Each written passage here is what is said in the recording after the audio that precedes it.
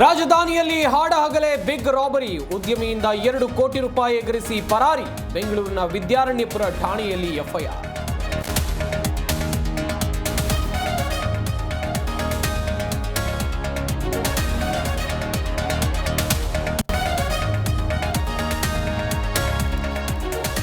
ಆನೇಕಲ್ನಲ್ಲಿ ಯುವತಿ ಮೇಲೆ ಲೈಂಗಿಕ ದೌರ್ಜನ್ಯ ಕೇಸ್, ಅಮಾಯಕರನ್ನ ಸಸ್ಪೆಂಡ್ ಮಾಡಿದ್ರ ಎಸ್ಪಿ. ಮೇಲ್ನೋಟಕ್ಕೆ ಮಾಡಿದ್ರ ಕಣ್ಣೊರೆಸೋ ತಂತ್ರ.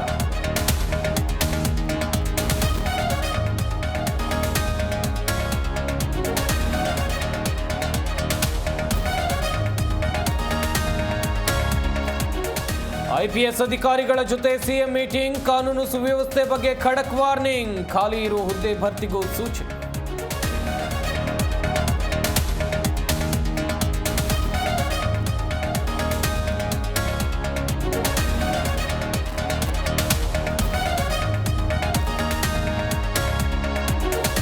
ಬೆಂಗಳೂರಿನಲ್ಲಿ ಮರದ ಕೊಂಬೆ ಬಿದ್ದು ಸಾವು ಪ್ರಕರಣ, ಕೇಸ್ ಹಿಂಪಡೆಯುವಂತೆ ಅಕ್ಷಯ್ ಕುಟುಂಬಸ್ಥರಿಗೆ ಒತ್ತಡ, ಅಧಿಕಾರಿಗಳ ವಿರುದ್ಧ ಅಕ್ಷಯ್ ಸಹೋದರ ಆರೋಪ.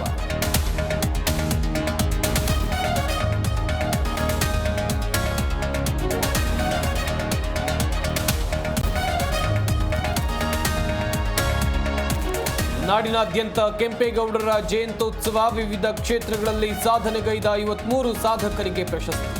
ಸಿಎಂ ಡಿಸಿಎಂ ಸೇರಿ ಹಲವರು ಭಾಗಿ.